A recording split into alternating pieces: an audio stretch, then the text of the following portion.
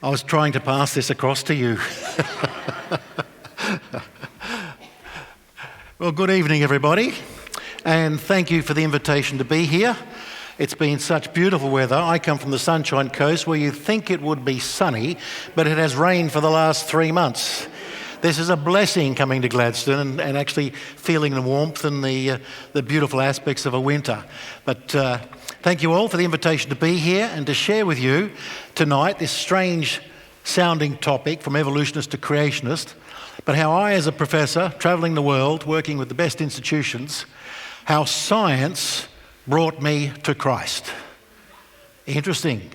Not how Christians necessarily brought me to Christ, but I knew they were praying, but I was not engaged in science and didn't go to church. I was not engaged with Christians and didn't go to church with Christians. I actually gave my life as a result of an interesting journey I went through over 35 years of struggling with recent science and how it points to the Bible. I'm going to share you with that journey tonight, a bit of a personal journey. You'll love the end bit because I was a very, very difficult, let's say, customer for God. When I meet Paul, I'm going to challenge him as to whether he was more difficult or I was more difficult. But it's going to be an interesting journey to share with you and why I resisted God for so long and so on. But I thought I'd just touch base with you on some recent scientific research, keeping it very simple, but essentially talking about how fossilization occurs in its simplistic, basic manner. And so if you're interested tonight on how you can become a fossil, this will be an interesting talk for you. And you can learn and no, you can't practice, okay? You can just learn about how it's possible. But I'm going to share with you that tonight. That's just going to be a fun journey as well. So again, thank you for the invitation to be here. It's great to be here. In fact, my very first Creation Ministries talk, organised by Creation Ministries, I actually had to give it in Gladstone. Yes, really. I'm looking at Steve Mueller, he's looking at me now. He knows me. He knows what I was like then and what a terrible speaker I was then. And he's looking to see, has there been an improvement over all these years? And so, again, it's great to be here, great to share with you, particularly tonight. So thank you very much. As you'll see from the title there, I've been working with Creation Ministries International for about 10 years, I think. 10 years, yes, as a speaker, a writer, and an editor. So you'll find my articles coming up in the magazine and some YouTube videos as well. More recently, it's not for discussion tonight, but please come and talk to me if you want to get information on. I have just been appointed the CEO of Australian Christian Tertiary Education Company, which is to build a Christian university in southeast Queensland, and we have a 5-year strategic development plan underway. And so I'm the CEO.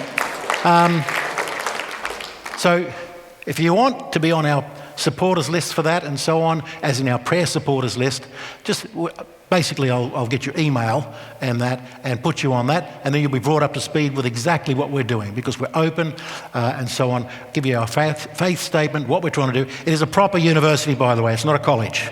It'll have engineering, pharmacology, all the rest of it. And the whole product is not the degree, it's the person. Will that person be matured to be a strong Christian in their discipline of study? Will pharmacologists come back to being Christians at the top end of pharmacology? Engineers, all of them, so on. So we're going to be a proper university. The goal of the university is to mature the person. Yes, we'll have great degrees. Yes, we are research, by the way. It's a research institution, top of its line, and so on. But that's a new chapter that I've embarked upon as well with a bunch of other professors. And so we can talk about that after this event. But tonight, I'm delighted to share with you a personal journey and share just one little aspect of all that research that I did worldwide to help me come to Christ in the first place. So we shall move on. You can see there I'm a scientist. That's not a photograph of me in the past, it's a photograph of me in the future. My hair has turned grey. If you've seen any photographs online, it's a darker colour, but it has gone grey rather rapidly. And so I sort of look at that and go, yes, that's me in 20 years' time, and so on. But I was not a laboratory person. I was a field-based scientist. And where I was working was essentially in landscapes, asking the question, why is this hill here? Why is that plateau there? What floods can do? All of these sorts of things. So I studied floods.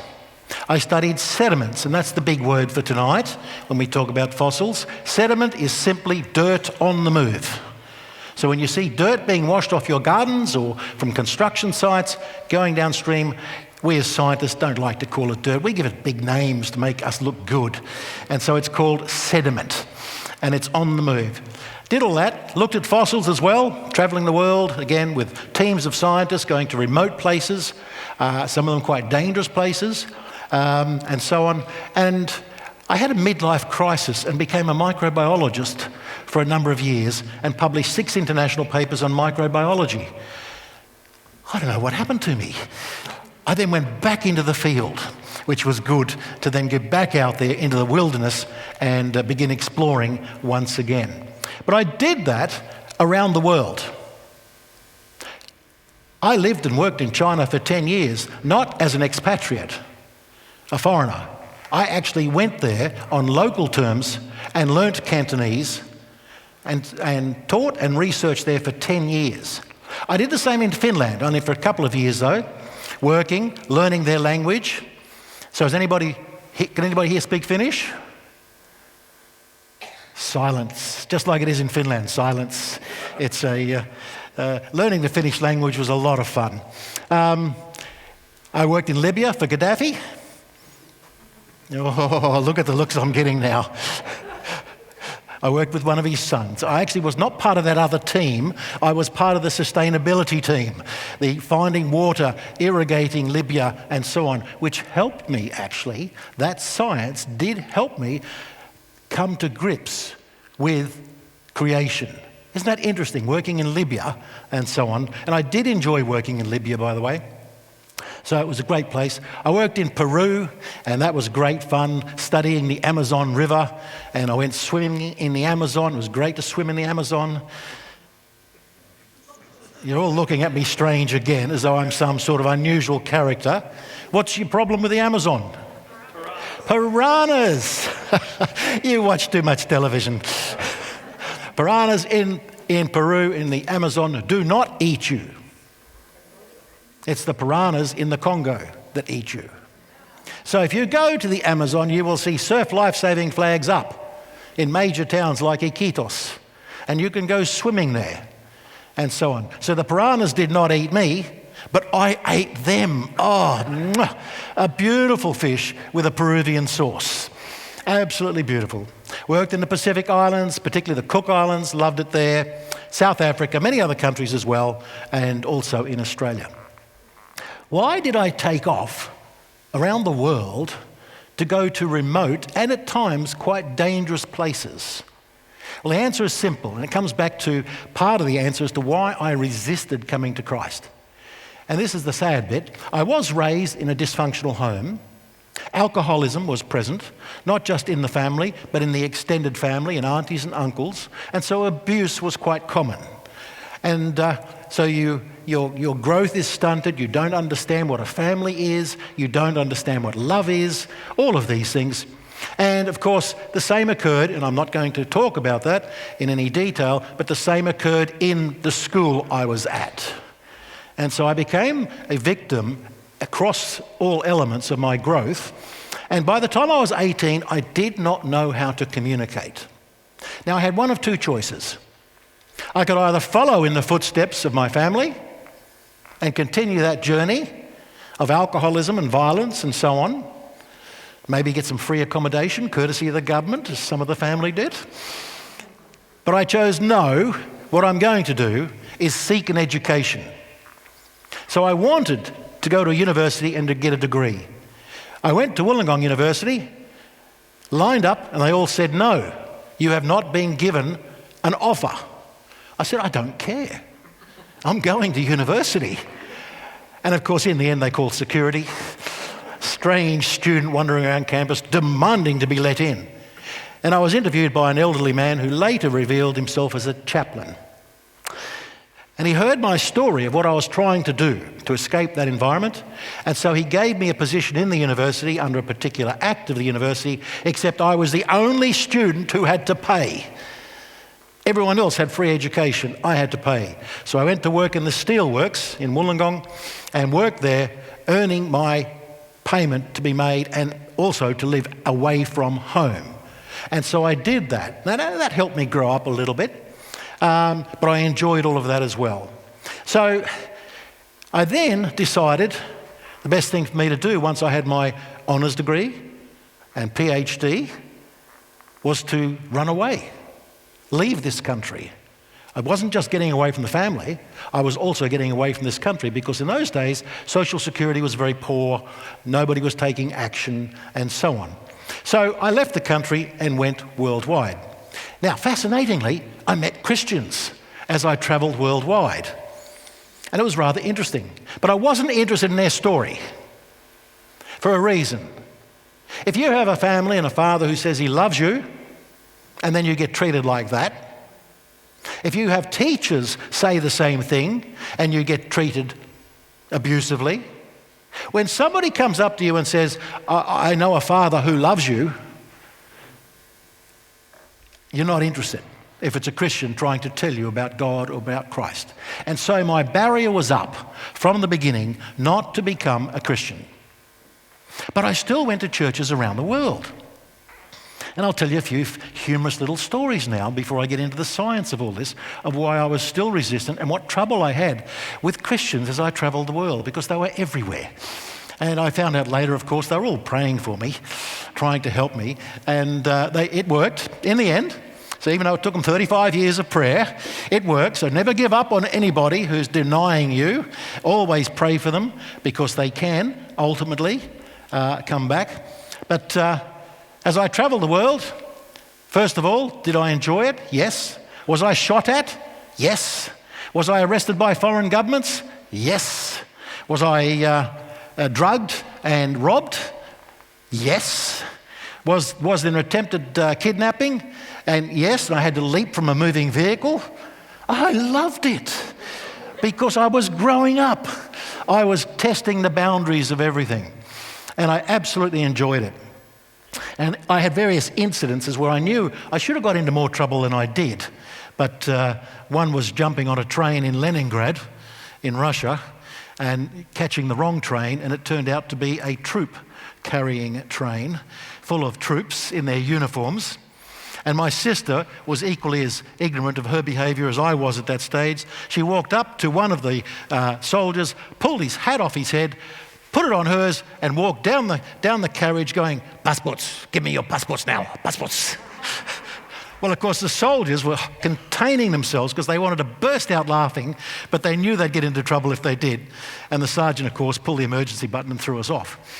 Well, we could have gone to jail, but that didn't happen. So that was interesting. In Peru, there was a funny incident at the airport. You rock up at a Peruvian airport, and Peru, I'm not blaming the Peruvians, it was absolutely corrupt because inflation was 1,000%. 1,000%. Figures are changing in front of you. And they said, "Open your bag, senor, open your bag." So I opened my bag, and then you get the guns raised. "Senor, what is my camera doing in your bag?" Well, I had faced enough of this to know that you apologise. "Oh, I'm sorry, senor, I had no idea my camera was in your bag. Please take it." Isn't that interesting, the way you have to deal with people when you travel the world? But I loved it, loved every element. But the Christians were interesting. Because I couldn't communicate, didn't know how to speak to people, when I first went to Finland, I loved it. Why? Because Finnish men don't communicate. If you ever go to Finland, you'll realise men are very silent. They're not like us in the Anglo-Saxon world. They're silent men. And I was sitting in a sauna with a pastor, and he said to me, and I'm going to imitate him, they roll their R's, so my name is Ron. "Ron, you are a good Finnish man." I said, "A good Finnish man, Pastor? Why are you calling me a good Finnish man?" "Because, Ron, we have sat here for 1 hour and you have said nothing." Has any young lady met a Finnish man here yet? Well, you're not going to admit it. Here's the key. If ever a Finnish man says to you, "I love you," understand this. That's the only time in your life you're ever going to hear that. There's been a CNN documentary on finished men and how they only ever say it once. And when they said to them, but when you don't love her, oh, if I don't love her, I will tell her I don't love her. So there you go. I love being in Finland. And the final point I'll give, Cook Islands, to show you how weary I was of Christians prior to this journey. I went to the Cook Islands. I was now top professor, consulting around the world. The Cook Islands government invited me to solve a problem in Rarotonga. I went there, and all the ministers decided to meet with me, talk about this. And they said, Ron, before we talk, we're all going to pray. I went, what? Government departments praying? Never heard of this. So I lowered my head. I didn't know what to do, but they prayed. And so afterwards I said, so, sir, what's your role? Oh, well, I'm the Minister for Agriculture, and I'm the pastor of this church. Oh, okay. And your role, sir? Well, I'm the Minister of Aquatic Science, Marine Science, and I'm the pastor of that church. And I thought, they're all pastors. I better go to a church or I'll lose my contract if they think I'm not a Christian. See, this is atheistic thinking. And so I thought, I better go to a church. I went to a beautiful church, absolutely gorgeous singing in the Pacific Islander voices, but I was still tense. Then all of a sudden, this guy behind me reached out with his hands, grabbed my shoulders, began to massage me, and say, hey, bro, just chill, just relax, bro, okay, just chill. I clenched my fist and turned. Oh, you're a footy player. Okay, you're a big boy.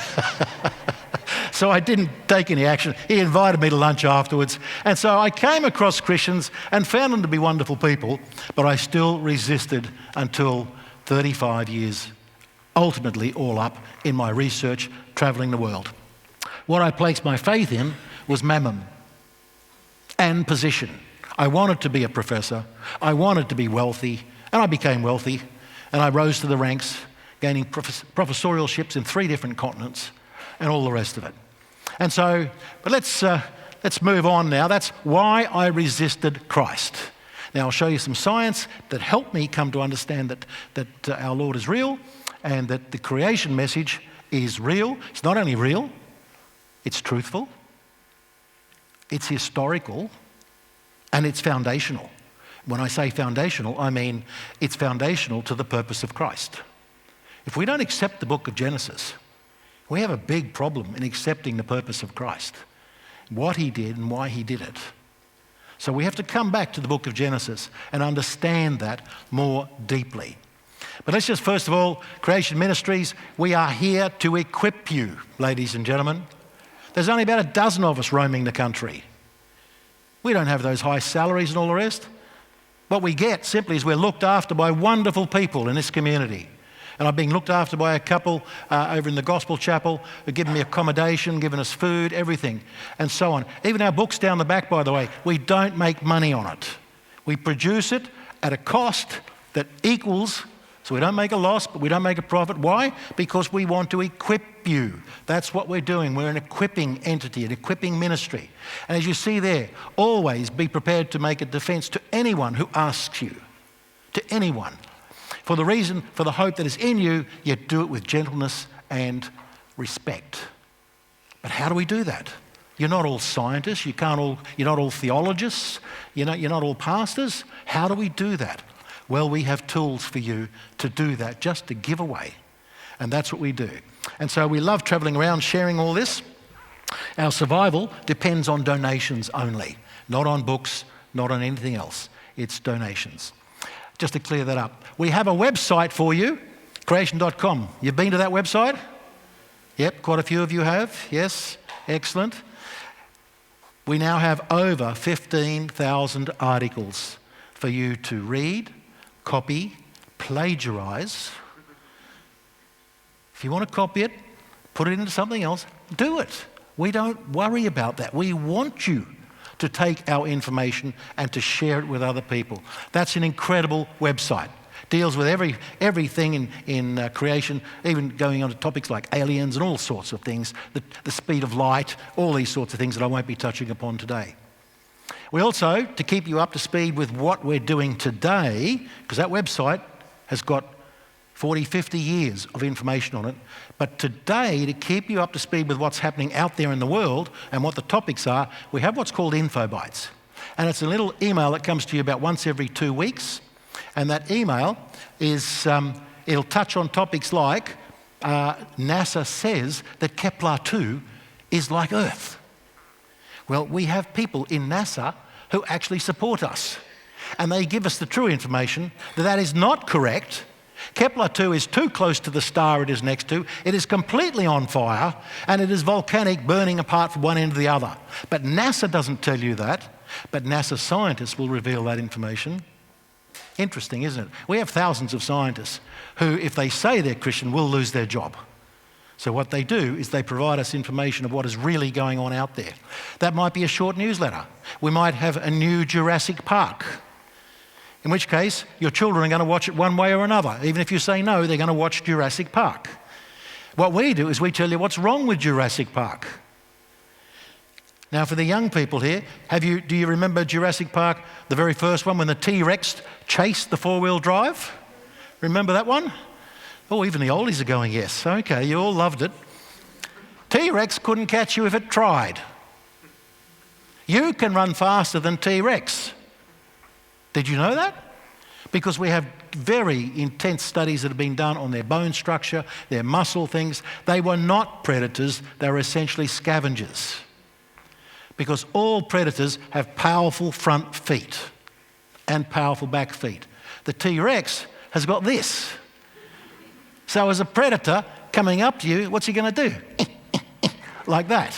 It doesn't work. What it is designed for is when it finds an animal already down, puts its foot on it, and then uses its big jaw to rip it apart. So, and they've already done the physiological testing on those bones and muscles. It cannot run faster than you could run. Isn't that good to know? Yeah. So, and if you can't run that fast, just make sure you run faster than the person next to you. But anyhow. Now, to help you, if you want to get onto that, my wife will distribute and we'll get this admin out of the way. It's simply an email form. You put your email down and the postcode is simply to help you know when we're coming back here. You'll get an email from us saying we're coming back. And the rest of it then is about we keep you up to date with things in society right now. And if you don't like it, after a couple of months, what are you going to do? Unsubscribe. I'm not coming back to Gladstone to talk to you individually about this. You're not getting free steak knives. You're out of the system. You're gone. So anyway, it's a way of keeping you up to date with modern science that's written for you, not for scientists. It took me a long time to learn how to speak to communities and to write to communities rather than to academics. But we do it. We're trained to connect with the public. So that's passing around at the moment. So let's move on to the topic. As I travelled around the world, all my studies, or rather teaching that I had been taught, sediments, landscapes, fossils and so on, I was told it all means evolution. Did I prove it? No. So why did I believe it? Because academics hold serious positions and speak to you in a manner that it's absolutely the truth. In fact, in Queensland now, it is very much taught in schools as factual. It's not factual, never has been, but that's the way it's taught. And so I went out for 35 years teaching that evolution was true without ever asking the question, how did it happen? What's the science behind it? I just accepted it as fact. And that's what's happening to young people today who are studying science or studying any other topic.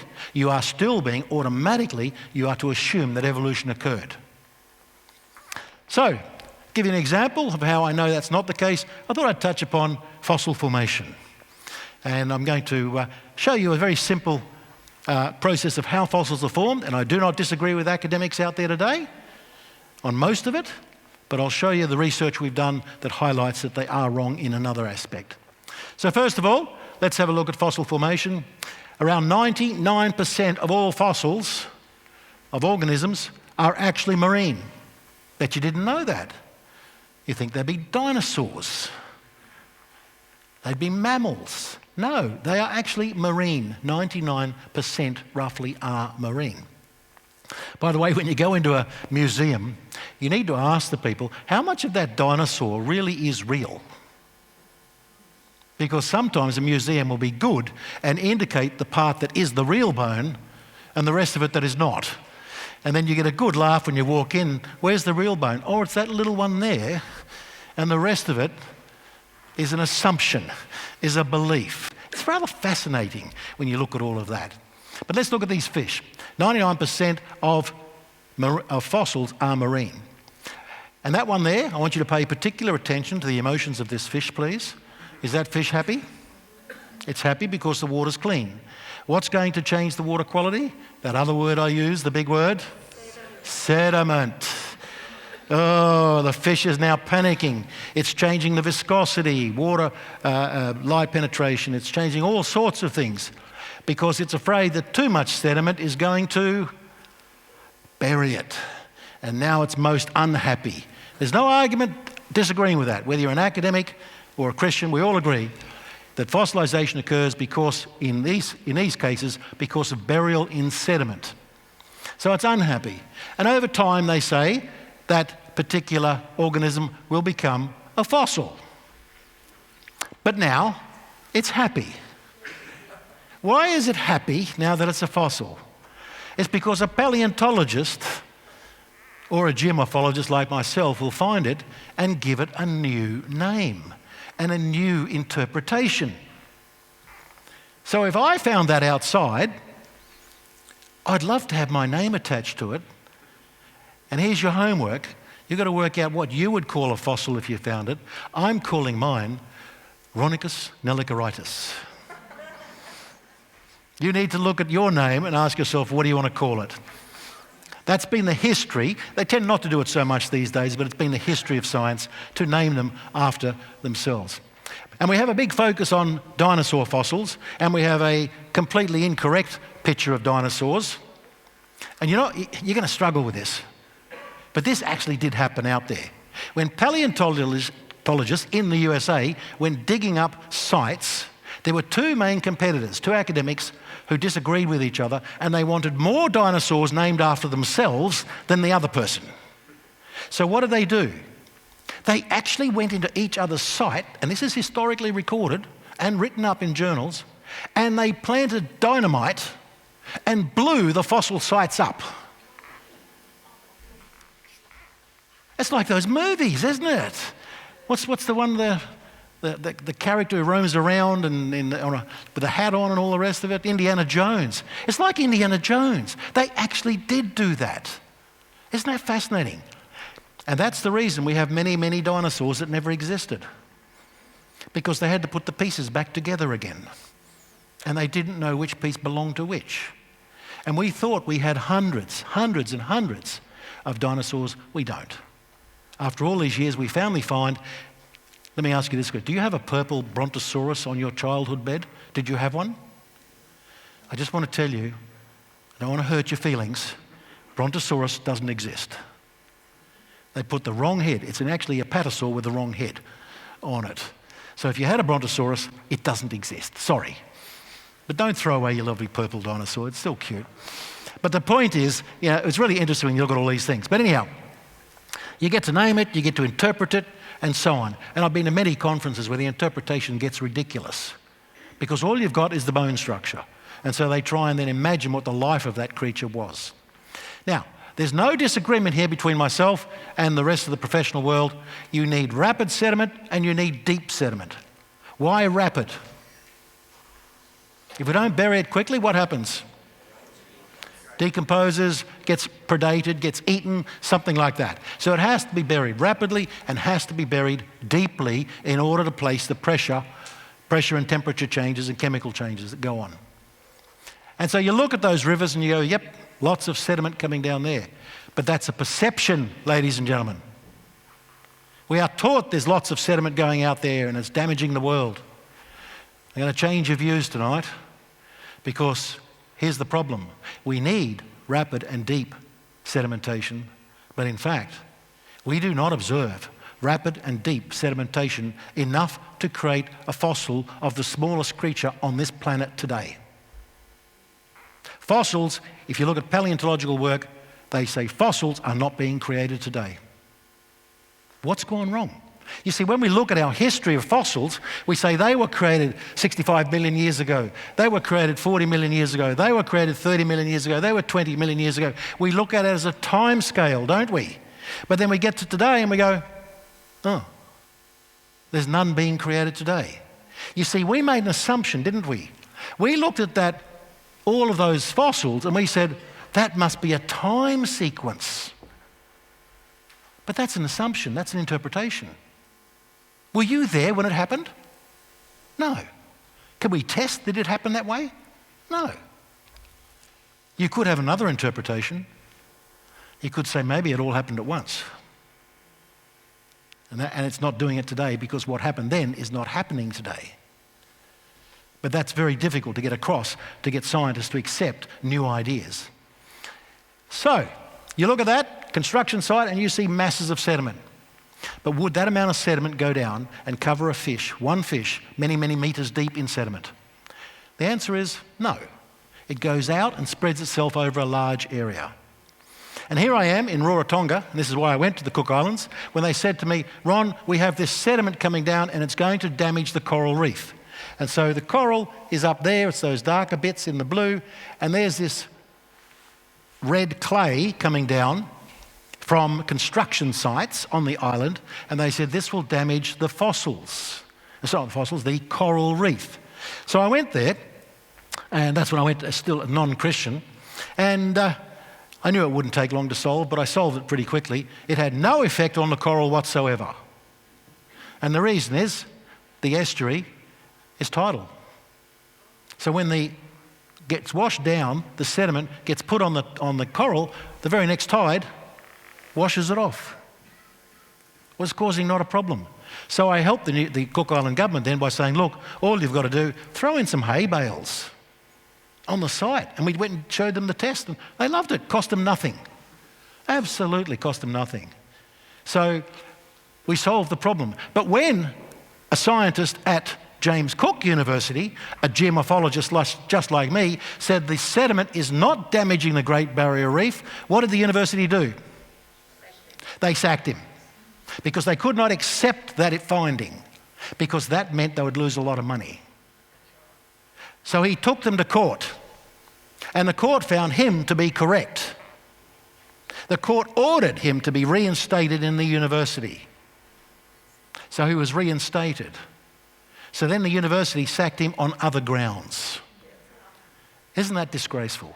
You sack a scientist who proves to you that that's the case. Now, fortunately, I didn't get sacked. I actually got rewarded by the Cook Islanders. They loved me. And I got sent back many times to help environmental problems. But the other chap ended up losing his job, but he did become a very social media type person, which is good, highlighting the problem of science today. But anyhow, I'm going to ask a question. Show you, or not ask a question, show you that there is no sediment, massive accumulation, I do mean massive, on this planet today. And I'm going to put up diagrams that you don't have to understand or even look at them so much. I'm putting them up there just to highlight that I am a scientist. I can put up fancy diagrams and I can feel really good about all this. But anyway, look at that diagram. We have put sample traps on the bottom of the ocean floor, all around the world. The blue means nothing is really being deposited, or the black and blue. The red indicates that's where sediment is being deposited, up there, down there. But guess how much? When you look at that scale, it's telling you, from all the measurements that have been done, and extrapolating them, that we find the sedimentation rate on the ocean floor is 5 centimetres at its maximum over 1,000 years. 5 centimetres. Woo, get excited. 0.05 or whatever, 0.01. I'm not even a mathematician, so don't worry about that. Millimetres or whatever it is, centimetres per year. I can't fossilise a cockroach with that. It can't be done. And so friends of mine, as I'm travelling the world with a whole team of scientists, we came and said, well, let's look closer to shore. So let's look at a continental shelf. And I chose this one here. It's a nice one, just north of you in Rocky up there. Now that's a fake image. It's actually a satellite image that we've used colour on. The deep blue in the top right is the deep ocean. But we put a lot of sediment traps on the continental shelf, which is the shallow area out in the waters, to about 80 metres deep, 100 metres deep. This is not one study or two studies. I'm showing you the results of hundreds or thousands of studies. Not just by me, thousands of studies. And what do we find? That the average rate in the continental shelf is 300 millimetres in 1,000 years. Woohoo! 0.3 millimetres a year. I still can't fossilise a cockroach with that. And they said, come closer to shore, Ron. What if we go and look at the mangroves? Well, thousands of studies done worldwide highlight that it's 3.6 millimetres per year. I still can't fossilise a cockroach. It's not going to sit there for 200 years waiting for enough sediment to pile up on top of it. It doesn't work that way. It's got to be instant and deep, and all the sites talk about that. So in other words, thousands of studies done worldwide on the bottom of the ocean floor, on the continental shelf, and in the nearshore zone indicates there is no sediment enough anywhere in the world to create fossils. Yet, this you will love. The British Geological Survey on their website says fossils are more likely to be marine, to be preserved in marine environments, for example, where rapid burial by sedimentation is possible. Oh my goodness. Thousands of studies exist worldwide, but they will not accept that that statement is incorrect. Now, I'm going to take it to the extreme level now and look at extreme events and so on. But before we do, let's have a look at floodplains. Floodplains, sediment can be deposited on top of a floodplain. And you'll see figures there of 4 centimetres per year. That's in Fiji from a 100-year flood, which is on average 100 years. Doesn't mean it comes every 100 years. It's on average every 100 years. Gave 4 centimetres. One of the biggest deposits in a large area was 10 centimetres in New South Wales. And that was actually found by me. And I published it and became famous straight away. I found a figure that no one else had found on a floodplain, a massive area of sedimentation of 10 centimetres. And it was the highest in the world at the time. I'm not sure if it still is, but it was at the time. And so I have the scientific right, and I have enjoyed this, travelling the world, declaring New South Wales is the dirtiest state on the planet. You all agree with me? Yes, thank you. You now know it's scientifically proven. The point is you still cannot fossilise a cockroach at that rate. It won't work because it's still too exposed, can be predated, all sorts of things can happen. So then my friend said, well, what about a tsunami? An incredible tsunami, surely that, a catastrophe. Well, we now know the answers to that because straight after the Red Cross went in went the geomorphologists to measure the amount of sediment. And here is the world's biggest tsunami ever monitored, the one in Indonesia. And it ranged between 6 and 12, but the average was 10 centimetres from a catastrophe that killed tens of thousands or more people, totally smashed every house. Yet all they got was 10 centimetres of sediment. Wow.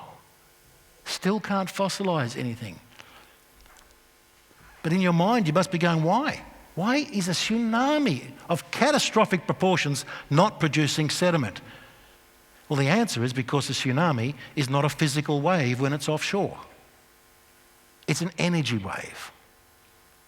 That's why boats go out to sea. You see a wave. You see a wave moving closer to shore when it's further out, but it's not actually water moving. It's energy moving, energy cycle. I won't go into the details there, it's the wavelength of energy and so on. It's only when the water shallows as you get closer to shore that the actual physical wave is created. And only at that point does it create turbulence and erosion. And that's why here you see the sediment is here, right on the edge of the landscape, not inside. What do you see down here? This dark area down here, that is grass with a dirty coating on it. Wow. So even the tsunamis can't do it. So you've got to ask the question, if fossilization requires incredible depth and incredible speed, what could do that? Because we have seen nothing today that could ever do that. It's just, so you're really caught between a rock and a hard place as a scientist, trying to understand all of that. And here's your next problem. You then look at sedimentary formations, sedimentary rocks. Here's the Morrison Formation in the USA, 1.5 million square kilometres of sediment deposited in massive layers, tens or hundreds of metres at once, containing trillions of fossils, over 1.5 million square kilometres. Have you ever witnessed from here to Sydney or wherever else it is to be completely buried, tens of metres deep, everything, cities, everything, instantly, trapping everything and fossilising it?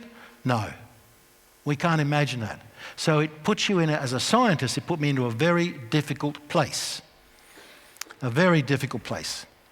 Just to highlight some more recent research that I've written on and highlighted in our magazine and so on, and then come to the conclusion on this one. University of Queensland tried to fossilise crocodiles. They killed young ones and buried them under 20 centimetres of sediment. Guess what they did? They bloated and broke out of the 20 centimetres. In other words, twice the rate of deposition that we see today on the planet, even that doesn't hold them in position. It broke out and fossilisation did not occur. And I've written an article on that for you in a magazine and so on. Another study done over 20 years was to try and create a fossil rapidly by putting lizard parts between concrete blocks, pressing it together with incredible pressure and temperature, trying to create a fossil. But every time they opened it up the next day, all they found was mush. That's all they found. And there's an article written all about that. And so what did they do? They finally listened to us geomorphologists. That fossils are found in flood sediments, not wind-blown sediments, not landslide sediments. They're actually found in flood sediments from a flood. So what they did was they wrapped up the lizard parts in flood sediments, squeezed it between the concrete blocks, pulled it off, and they were stunned. They had actually created fossils or mimicked fossil creation. Isn't that incredible? How did that happen? What's the difference? Well, let me ask you the question. What are you made of mostly? Water, liquids. For you to be fossilised, they have to be removed from you in a short period of time. Weeks, at the most months. In other words, you've got to be buried so deep and crushed so much that the liquids are forced out of you, or you're not going to fossilise. What you'll get is decomposition internally.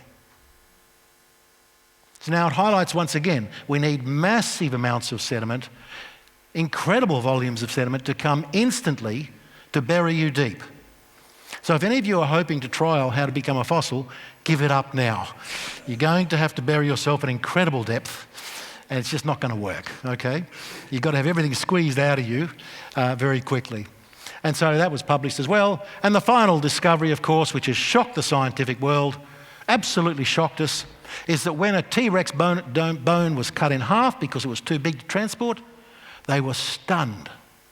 They found red blood cells and tissues that can be stretched and put back into place.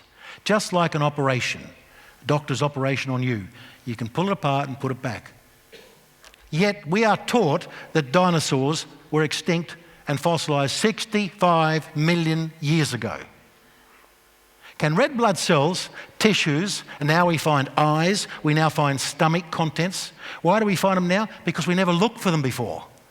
Why didn't we look for them? Because we believed in evolution.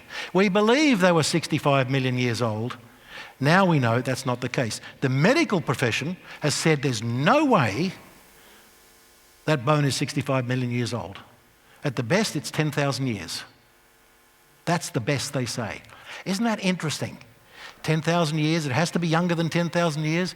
It sort of now starts to match a little bit better with the Bible, doesn't it? That something happened in the last 10,000 years that created that. So universities today are spending millions of dollars to try and understand how blood cells could survive for 65 million years. But no money is being allocated to any person who said, maybe dinosaurs are not 65 million years old. Isn't that fascinating? What happened to her? She was terminated. Isn't it fascinating that when you come up with a new discovery that breaches or challenges the existing concept of evolution, you can be terminated? And so, anyhow, as a result, where did that put me? It put me into a difficult situation where I realised that fossils were not being created today, not enough sediment. Also realised then that with the other work, fossils were not formed millions of years ago, and I came up to one conclusion scientifically, not as a Christian, but that a global flood did occur. Why? Because the fossils are found everywhere around the world.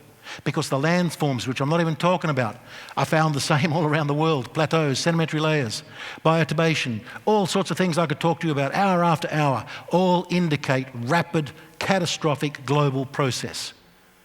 But we won't accept that. And so I then chatted to my friends whom I'm travelling with, and I said, I see a global flood after 35 years. And they all said, guess what?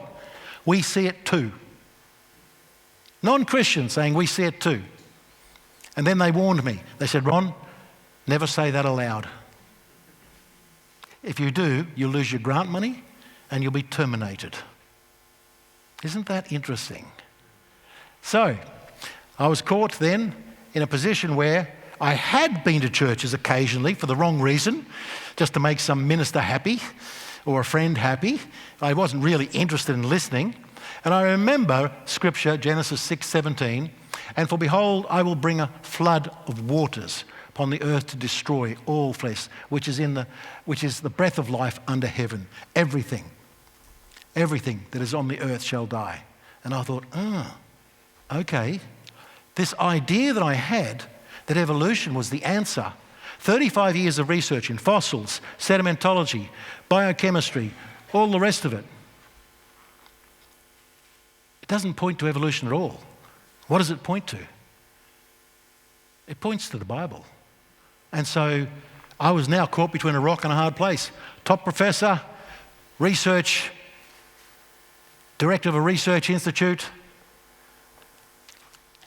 research centres, working for OECD, writing international reports for governments. Now I'm caught between a rock and a hard place of going, my science points to God. So I'm now agnostic, not atheist. I'm thinking there is a God, but I'm not accepting him. Right, so that's interesting, isn't it, that I got to that point. So what crossed the line? What helped me cross the line? And it was a process that took a couple of years, but it was an interesting one. You'll love this. I actually said one day in university, I think there's a God, to your research team and your helpers and all the rest, your project managers. And one of them, a lady, thought, well, that can't be true. No tutor believes in a God. No lecturer at the university where we were at believes in a God. No senior lecturer believes in a God. Here's a professor who believes in a God. Now, did believing in a God make me a Christian? No, it did not. I just believed in it, that there is a God. Well, she thought perhaps that I was a Christian because I made this comment, God must exist. I think God exists. And you can understand how an atheist would go, because she was an atheist, oh, he must be a Christian because he thinks God exists. So she asked me lots of questions and I didn't have the answer. And what do academics do when they don't have the answer? What do they say to their students? Go and read the book. We're trained to do that. What I was saying to her is go and read the Bible. Because I don't know the answer. So she went and read the Bible and came back with more difficult questions. Why did God hurt so many people? I mean, what are you reading? And she goes, well, I read the book of Genesis. And now I'm on to other books. And I thought, I don't think you're supposed to read the Bible from front to back. I think you're meant to read them things, the gospel-y things or whatever they're called. And so I said that. Well, that just raised more questions. And eventually she said, look, we need to sort this out, but because we were becoming more friendly, and so she said, let's go to a church and sort this out. Is there a God or not a God? I resisted it for quite some time. But said she worked in the same research institute and we were friends, we couldn't avoid that. So in the end I said, all right, one day we're going to a church. Okay, fine, pick you up. We went to a church and we had a bit of a discussion in the middle of the church. And it's interesting when academics discuss things, they don't keep their voices low, they keep them high. They like to be heard. And we had a little bit of a chat about the church. She thought it's not a church. Why? Because all she'd seen in church was on television, Roman Catholic type style. And so to come into a place like this is not a church to an atheist.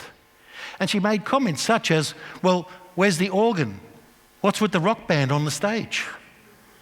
I don't know. Well, where's the wooden pews? What's with these lovely cushiony seats? I don't know. Where's the stained glass windows? I don't know. Let's just sit down. So we're having this academic discussion in the middle of a church. We sat down, listened to the message. Neither of us understood a single word in that message, basically. But the Holy Spirit had his way. But neither of us understood it. There was questions asked later, who is Hosanna? And questions, what are they talking about a lamb all the time for? Because we didn't understand. Now, understand this. An atheist has just dragged an agnostic into a church. And so what happened? The pastor thought he'll do a call for Christ. He went on and on, but the point is, the message was simple. Close your eyes, lower your head, and put your hand up if you're giving your life to Christ. Guess what she did? She put her hand up and gave her life to Christ, an atheist. And then she thought, what if I'm the only one? So she decided to open up her eye, look around, and she was stunned. She saw I had my hand up as well. Isn't that incredible how God works? That an atheist can drag an agnostic into church and they can both give their lives to church and their entire lives be absolutely changed on the spot. Isn't that incredible? We have to ask ourselves, ladies and gentlemen, what are we doing as Christians? How are we helping God? Or has we got to go to that extent to bring people to him? Using atheists and agnostics arguing with each other. Well, we didn't argue anymore. A year and a half later, we got married. So she'll be down the back there with me helping you with the books and so on. So that's where we got to, and that changed everything about us. And I'll come back to that, how it changed our families. It changed certainly my family. It changed Julie's family. Incredible changes occurred. Here's your take-home message though. In both the Old Testament and the New Testament, the message is the same. If we look at the Old Testament, trust in the Lord with all your heart and do not lean on your own understandings. What was I doing as an academic? Leaning on my own understandings, not being exploratory enough. In all your ways acknowledge him and he will make straight your paths. And Romans, it says too, as well. Do not be conformed to this world. Isn't that fascinating? Stop accepting what the world is telling you that is against the Bible, but be transformed by the renewal of your mind. And that's what I went through over 35 years, the renewal of your mind. And that by testing you, and you may discern what is the will of God. Isn't that incredible? The message there is so simple. So important to us. See, every day you are taught evolution is true, whether it's a cartoon, whether it's a newspaper, whether it's the media, whether it's the rest. Here's the question. How did it really happen? It's not scientific evidence. It's interpretational evidence. That's not pure science. Pure science is what, that's experimental. It's replicatable. It's duplicatable. That's proper science. And none of that points to evolution. But we use interpretation. We use our mind to try and understand things, whereas the Lord says don't. Listen to what I've told you. It is the truth. It is that. And the more we study today, you'll find scientists are increasingly becoming Christians because we're caught between a rock and a hard place. We're taught to believe in evolution. Clearly, the data, no matter which one you're looking at, says otherwise. Did it change our family? Absolutely. What we did, was we started giving them Christian material such as the Creation magazine.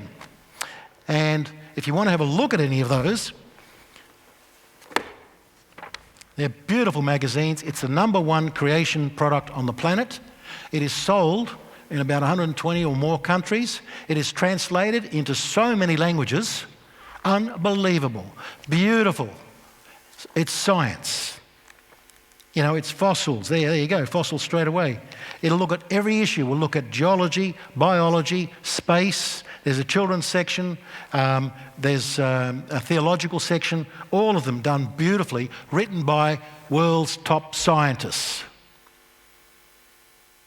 That's an important point, written by the best. And so that's what's in there. And so that is incredible. And I'm going to promote that because you can get a 1-year subscription, which is interesting, and you get a free back issue if you do. But why do I promote this? Because if we go back to 1 Peter 3:15, what does it tell us to do? It tells us to connect. It tells us to help people come to we have to give them answers. I'm not asking you to be a scientist. I'm not asking you to be a pastor or a theologian. What you do is you read this and you go, wow, I never knew that about science. How wrong is evolution? And this is written by top scientists when you see them. Here's one I just pulled up accidentally. Jonathan Safati, youngest man ever to publish in the Journal of Nature, the #1 journal on the planet, scientific journal, Christian and believes in creation. He is the #1 chess player that, what's his name, Boris so-and-so, could not beat. And he couldn't beat Boris. I've seen him blindfolded play 18 people at once and beat them all. And he is a Christian, a top academic. And yet, people say what we say isn't true. We have top people all around the world working with us. So that's an incredible thing there. We gave that to our families. My brother gave his life to Christ in an alcoholic home. Julie's family, some of them gave their lives to Christ as well. Then their families became Christians. We even started using that even at our home, leaving it on tables. And we helped a chap who's now a youth pastor at a school in Gympie, and another one, and so on. We helped so many people. All they did was read it. I didn't say to them, look, you've got to take this and read it.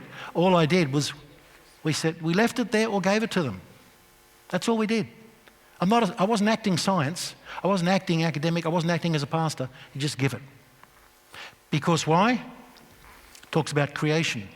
Young people today want to know who they are. What's their purpose? Why are they here? What's this all about? That's the exact questions I was asking 50 years ago in a terrible conditions I was in at the time. I was asking, who am I? What's my purpose? Where am I going? That is a product. Now, if you don't want it for 1 year, and I don't recommend it for 1 year, I always go for 2 years. Why? You get 4 issues at a lower price per issue. You then also get your back issue, plus you now get a streaming video training session on the book of Genesis online, etc. Plus you get access to our journal for a year, which is all colour and online as well, all free. Some good stuff there, deeper stuff. Plus you get 4 of our booklets that are sold down the back individually for $5. You get them free of charge as well. You get all of that. It's incredible. You can see we don't make money on this. What do we want to do? Give you the resources to do your thing. Not as scientists like I am, but just hand that out. And that has helped us in so many occasions do that. And I loved it, absolutely loved it. And so you can have those, get those there, and that's the form you fill in. But I'll mention just a couple of others. This one here, oh, by the way, we do have all these free brochures down the back. I love this one, how dating methods work. I don't think it's correctly labelled. In fact, I was at a youth group once, and I said, okay, it was a youth group in a school or whatever. I said, right, today we're going to talk about dating methods. You should have seen the reaction in the class. Every guy went, yes. Every girl just went, oh, no. But it's actually about radiometric dating techniques. And I'll tell you now, I gave up on radiometric dating techniques as a non-Christian, as a scientist, because it is riddled with flaw. It is absolutely flawed. The assumptions are all wrong. We've proven it statistically and experimentally. It's all wrong. Yet we continue to accept it. But the book that I really like is this one here. It's got 60 plus answers to questions that you will be asked as a Christian. Now, have you ever been asked as a Christian, have you ever been asked a question, are you a Christian? Hopefully you have, because people are watching us all the time. But when they come up to you and ask a question, it can be difficult for us at times, because they're going to especially ask it about the book of Genesis. Especially. And so now I'm going to play academic. This is going to terrorise you. This is going to worry you. Something awful. I love doing this at universities, walking down. You watch every student look at me because they knew the rule. If you weren't looking at me, I was going to pick on you. I want you to answer the first question if I ask you, but not the second question. Answer the first question. And I'm going to choose Pastor first. Are you a Christian? Yes. Ah, wonderful. I've been wanting to meet a Christian because I always wondered, who did Cain marry? Don't answer. Oh. I picked on you before, didn't I? This morning. I'll let you go. Who's not looking at me? Oh, I can see. Yes, that's right. I'll let him go. I'll pick on you. I want to be gender equal, okay? Yeah. Are you a Christian? Yes, I am. You are. Wonderful. I've been wanting to meet a Christian because I have a question. If God made everything, who made God? Don't answer. You know what you're going to do in the future if you have this book? You're going to say, look, I haven't got time right now. Let's catch up tomorrow for a coffee. You rush home, you pull this off. That question is bound to be in here, and there's 2 pages for you to understand it and read it so you can go into your coffee tomorrow and act intelligent. It's an incredible book. This is our #1 bestseller worldwide, and it's as cheap as. And another one I love, this one here, Defending Genesis. When our magazine reached its 40 years of age, we took the best articles of 40 years of scientific papers. 40 years. We re-imaged them, re-digitised them, DNA, whatever the topic is. We made sure it was balanced, all sorts of natural selection, snakes, all sorts of things, radiocarbon in diamonds, all sorts of things. And we produced this magnificent coffee table book. And even that has brought people to Christ. It's a great gift to give to somebody, or simply like we do, leave it on your coffee table at home. And that's how we helped some young people come to Christ. They simply picked it up and started to read. And because this is Gladstone, and you just got a messy geology here, laccoliths and sills and dikes and all these sorts of things, I thought I'd just highlight, we do have some new publications. This is by Taz Walker, a top geologist. Geology and Visitors, just come on press, just come out now, so we're distributing it now for the first time. It talks about landscapes and geology all around Australia and around the world as well, but very much a lot on Australia is in here. This is an incredible book to getting an understanding of geology as well. And so I think that now finishes the talk. It does, yes, thank you very much. So here's what I hope. When you meet people like me 50 years ago, in the state I was in, disoriented, unclear of who I am, wondering why I'm here, do whatever you can. If you get rejected like I did, do not stop praying for that person. Keep praying for that person. And so years later, I went back to China to a good friend of mine, Lam Kin Chi, top professor, worked for the World Bank, top Christian, and I said, Ken, I'm a Christian. And he said, wonderful, wonderful. And I thought, what do you mean wonderful?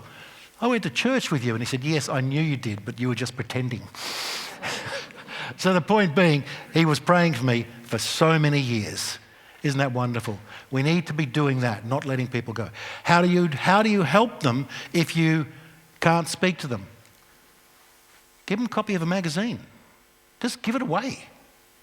It's so easy to just give it away. All you do is say, have you ever seen this magazine? No. Look, I've read it. Why don't you take it?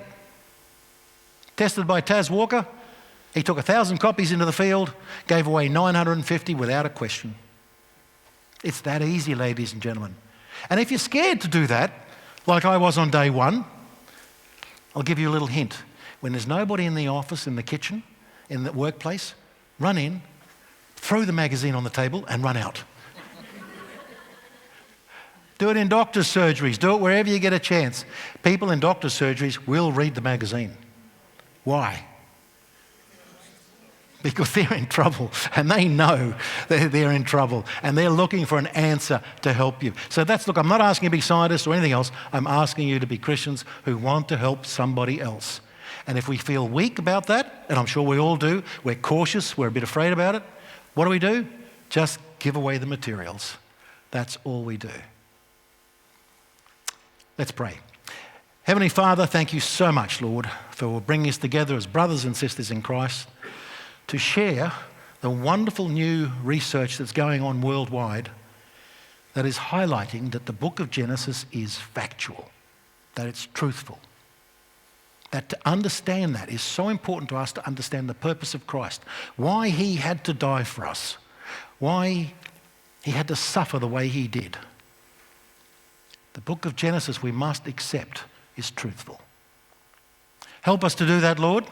Help us to continue to grow, not just today, not just this weekend, not just the next week, but to help us to continue to understand that the book of Genesis is the one that is being challenged across the world by atheists, by non-Christians, by false Christians, false teachers. Help us to understand that, Lord. Help us to grow strong, to turn our understanding away from that and come back to you, come back to the Bible, Lord, and just, grow in you.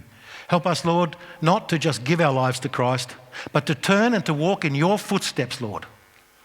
That we can become closer to you each and every day by walking in your footsteps, growing stronger and more powerful and able to communicate this message to others and bring them to Christ as well, Lord, so that they can lead a life that is just incredible as my wife Julie and I have gone through as well. You have blessed us so much. And I pray for particular blessings upon this church, that it'll be blessed in coming periods, Lord, that it just be filled with people who are out there expressing their love of Christ to others, filling this church and overwhelming Gladstone community, as are the other churches as well, Lord. We pray for all the churches in Gladstone that they have this impact to come back to the purity of the Bible, the solidness of the Bible, the foundation of the Bible. We praise you, Lord, and thank you always in the wonderful name of Christ Almighty. Amen. Thank you very much.